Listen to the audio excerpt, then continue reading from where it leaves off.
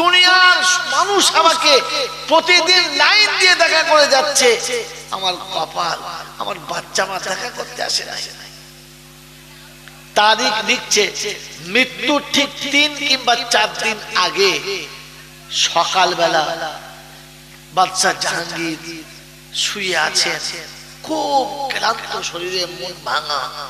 ওই সময় পা পা পা পা করে কাছে গেলেন আর গিয়ে বললেন, আসসালামু আলাইকুম ওয়া রাহমাতুল্লাহি ওয়া বারাকাতুহু।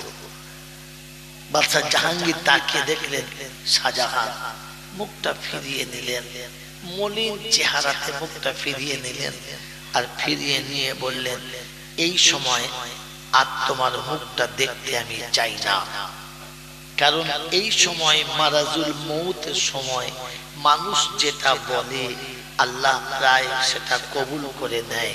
আমার মুখে কোনো খারাপ কিছু বার হয়ে যাক এটা চাই না, তোমার মুখও দেখতে চাই না, তুমি চলে যাও।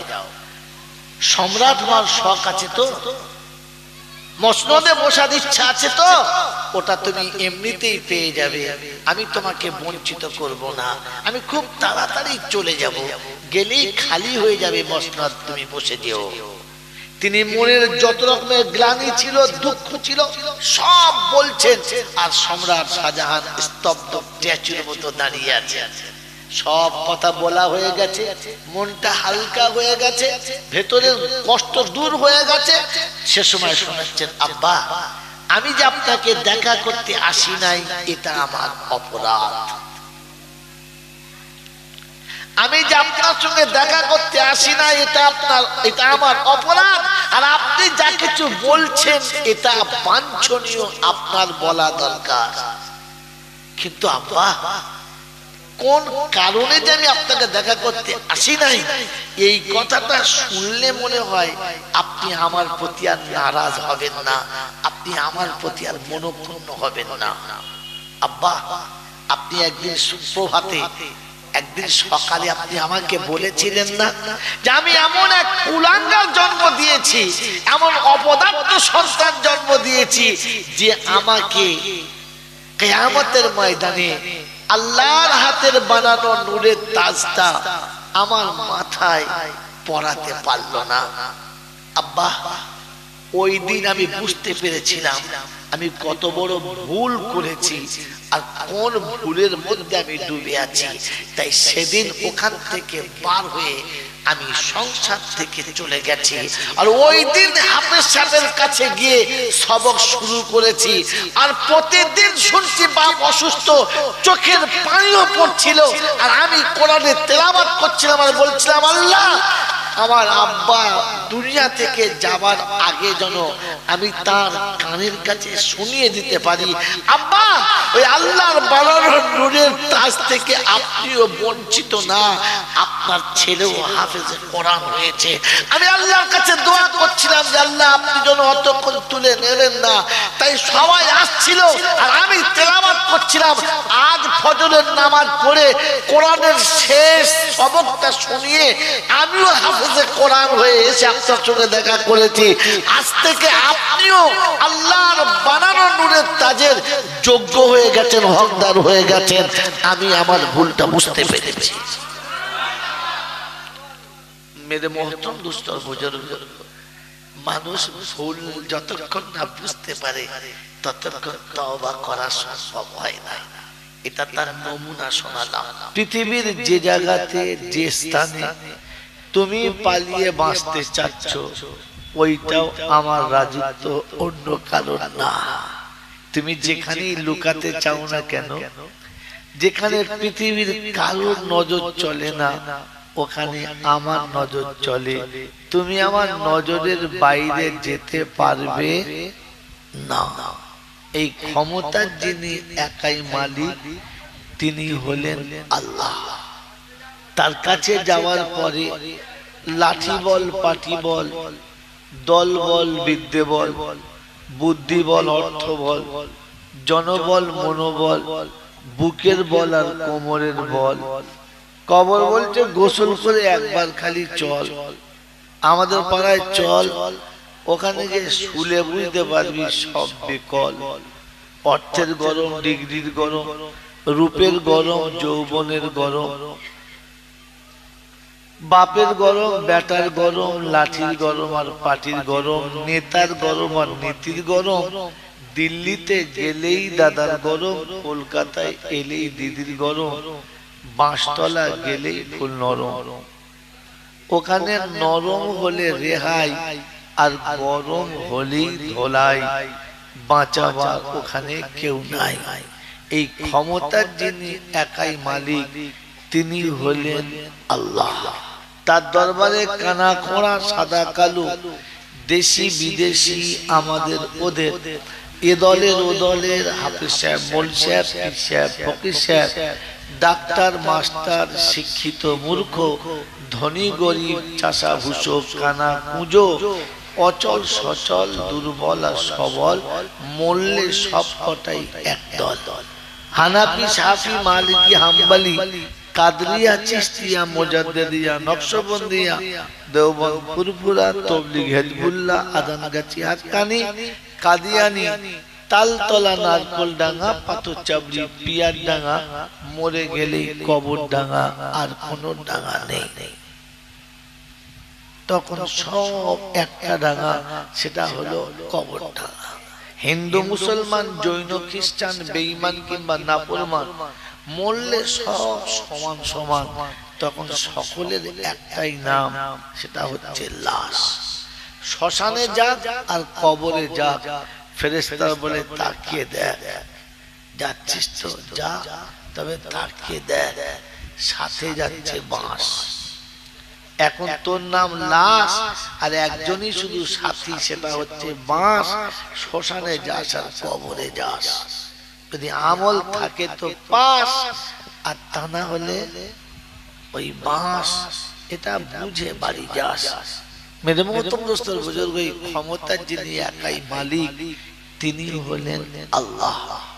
ঠিক তারপরই শত কোটি দরুদ ও সালাম বর্ষিত হোক আমার আপনার নবী, দোজাহানের বাদশাহ, তাজদারে মদিনা, সরওয়ারে কায়নাইন, ফখরে দোজাহান, ইমামুল আম্বিয়া, খাতিমুন নবিয়িন, আশিকুল আরিফিন, শফিয়ে মুজনবিন, আনিসুল গরিবিন, আশিকুল মুরাদিন, রহমাতাল লিল আলামিন, জনাবে মুহাম্মদুর রাসূলুল্লাহ সাল্লাল্লাহু তাআলা আলাইহি ওয়াসাল্লামের উপরে, সেই সাথে আল্লাহর অফুরন্ত রহমত ওয়াজাচিত হয়ে বর্ষিত হোক তার সকল নেক বান্দা ও বান্দীদের উপরে।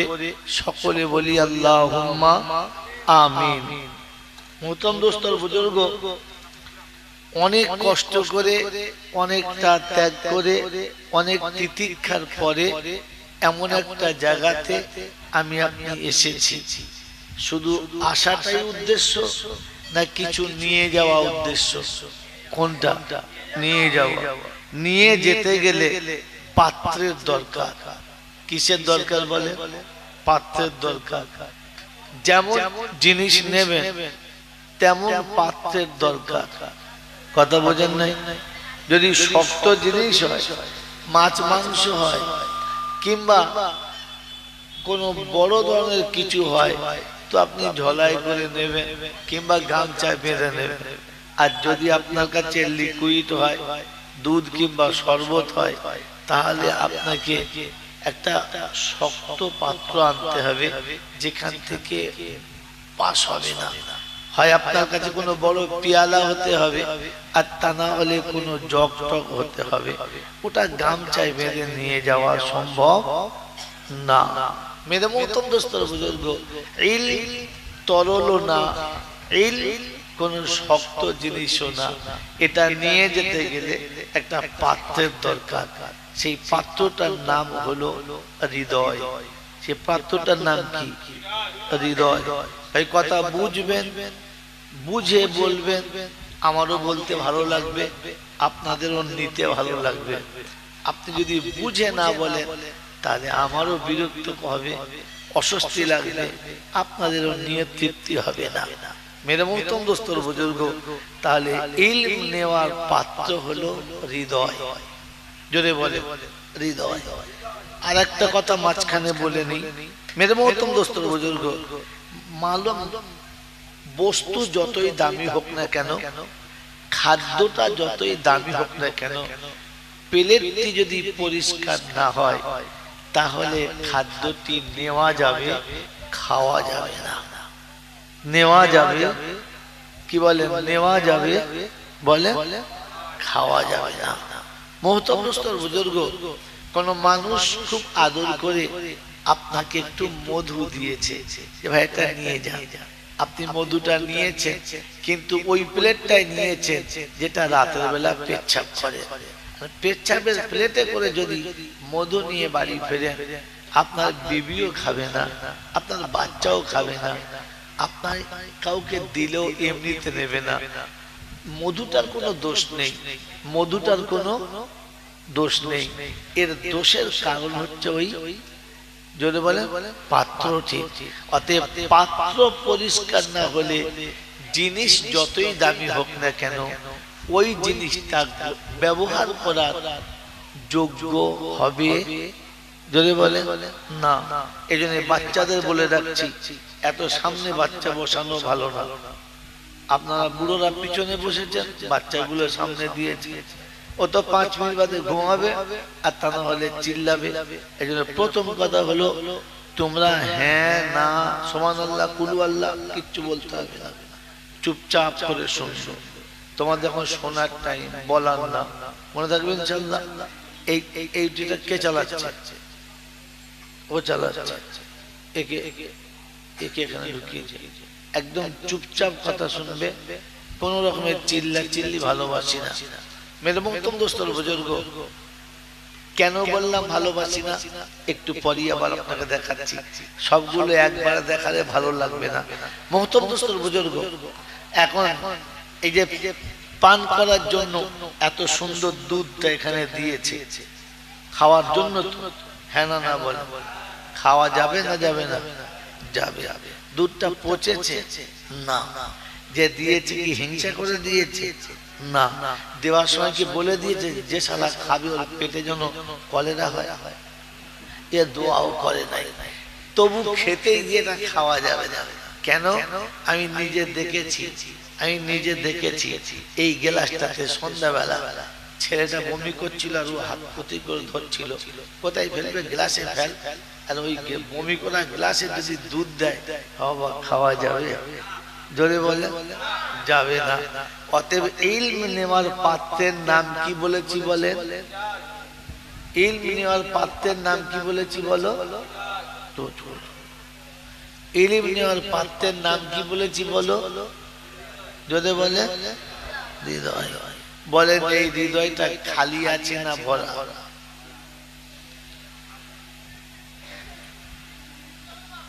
এখানে কে কে ঢুকে আছে?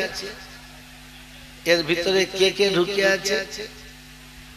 এর ভিতরে প্রথম ঢুকে আছে বিবি বাচ্চার ভালোবাসা, দ্বিতীয় ঢুকে আছে পৃথিবীর রঙিন যত রকমের যা কিছু আছে, তৃতীয় ঢুকে কে আছে? মিথ্যা। আর কে ঢুকে আছে? সুদ। আর কে ঢুকে আছে বলো? নাফরমানি। আর কে ঢুকে আছে বলো এর ভিতরে? সুন্নতের যত রকমের খেলাফ আমল। এই আবর্জনাতে ভর্তি দিলটাতে বক্তা যত ভালো করে কোরআন হাদিস বলুক, ওখানে হয়তো ঢুকবে, কাজে লাগবে না। কাজে লাগবে? যদি বলে না। বলে আল্লাহ আছে, এটা আমরা সবাই জানি, হ্যাঁ না না বলে? সব জায়গায় আছে না কোন এক জায়গায় আছে? যদি বলে সব জায়গায়। অতএব আমি যেখানেই থাকি, আমার সাথে কেউ না থাকলে কে আছে? আল্লাহ আছে। এটা বিশ্বাস। ভাই কথা আগে বলেছি, বুঝবেন, বুঝে তবে হ্যাঁ না বলবেন। তো আল্লাহ যে আমার কাছে আছে, আল্লাহ আমার কাছে আছে, আমি দেখতে পাই বা না পাই, এটা কার কার বিশ্বাস? হাত তোলেন, বায়ান শুরু হবে। বিশ্বাস আছে? নামাতে বলি না, তুলতে বলেছি। বিশ্বাস আছে ভেতরে বাইরে সবার? সত্যি বিশ্বাস আছে না শুধু হাত তুলে শেষ? যদি বলে মেরে মোহতম দোস্তর বুজুর্গ, সাথে 9-10 বছরের ছেলে আছে, আমার সঙ্গে 9-10 বছরের ছেলে আছে, আর আমার সেই 19 থেকে 22 বছর পর্যন্ত কলেজের সেই যে গার্লফ্রেন্ড, হঠাৎ তার সঙ্গে দেখা হয়েছে, আর সে দেখে আমাকে আবেগ ভরা আলিঙ্গনের জন্য 2 হাত ফুলে ছুটে আসছে, আমাকে জড়িয়ে ধরবে, আমার কপালে একটা কিস দেবে। আমার পাশে আমার একটা ছেলে, মাত্র 9 বছরের ছেলে দাঁড়িয়ে আছে। কি বলেন, আপনার লজ্জা লাগবে? হ্যাঁ না না, সত্যি সত্যি লাগবে, সত্যি লাগবে। এটা যদি মনে হয় 9 বছরের নাবালক শিশু দেখলে যদি লজ্জা লাগে, তো আপনি কি করে একটা অপর ব্যক্তির বিবিকে কিংবা তার কন্যাকে গলা জড়িয়ে ধরে পার্কে গিয়ে বসেন? মনে হয় না যে আমার আল্লাহ আমার সামনে আছে?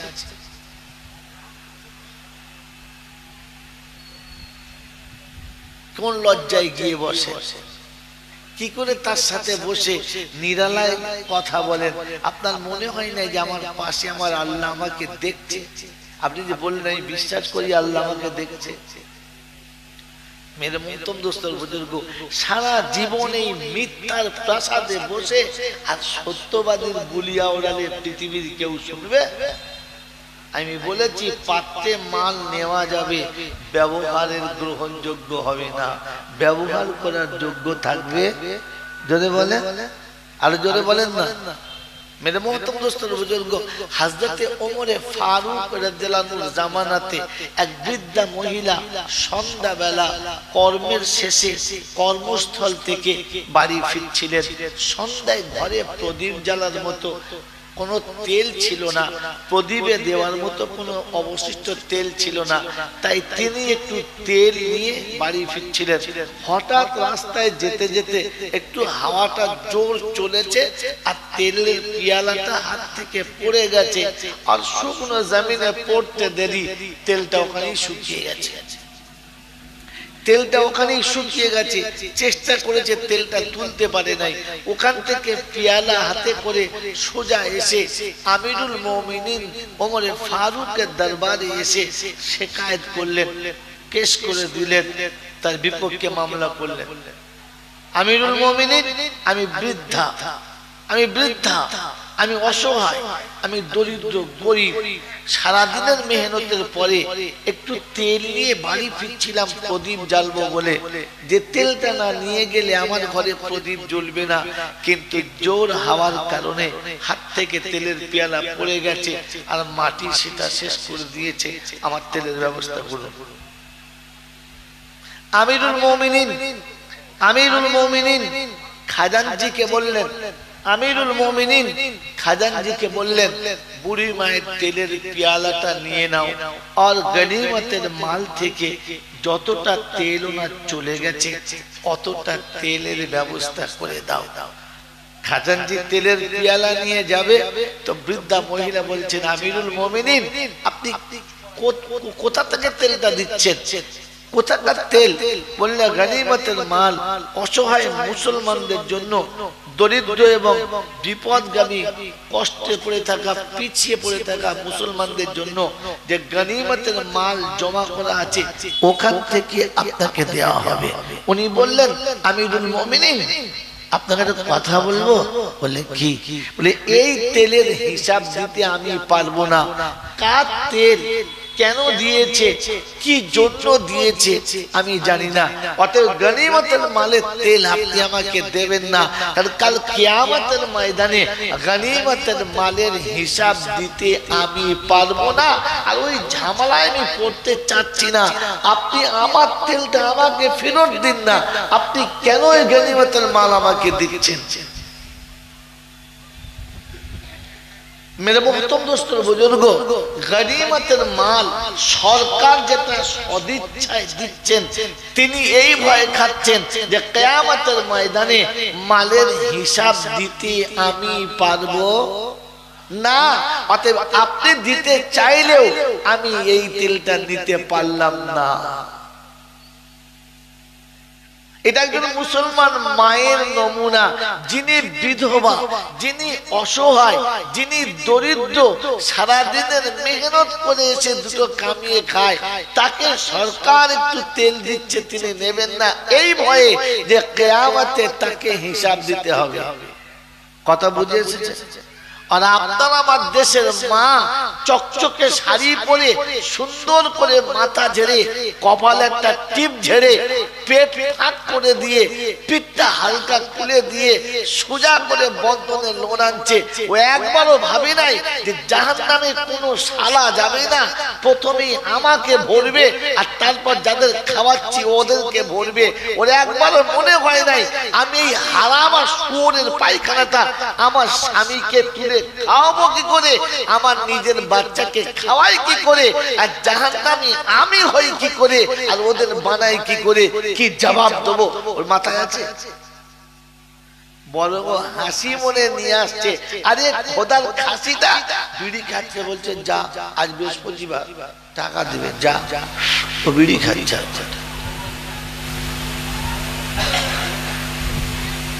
পাগলে হাসে। আমার বাবাজির, আমার সোনার চাঁদ বন্ধুরা, একবারও ভাবে নাই, কারণ আল্লাহ যে আছে আর ওকে যে হিসাব দিতে হবে ওটাও বিশ্বাস করে না। ওটা লোকে বলে তাই শোনে, ওই যা শুনতে হয় তাই শুনেছে। জলসায় বক্তারা বলার কথা বলেছে, ওরা টাকা দিয়ে জলসা দিয়েছে, শোনার কথা শুনেছে। ওর যদি মনে হতো যে আমাকে হিসাব দিতে হবে, তাহলে স্বামীকে বলতো স্বামী উপোস থাকতে পারি, পেটে আঁচল বাঁধতে পারি, বাচ্চাদেরকে পানি পান করাতে পারি, কিন্তু এই সুদের টাকা আমি এনে খাওয়াতে পারবো না।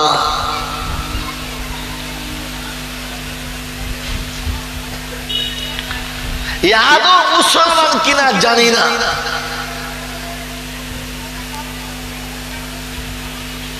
মেরে মহতরম দোস্তর বুজুর্গ, আদৌ যে এগুলো মুসলমান কিনা জানি না।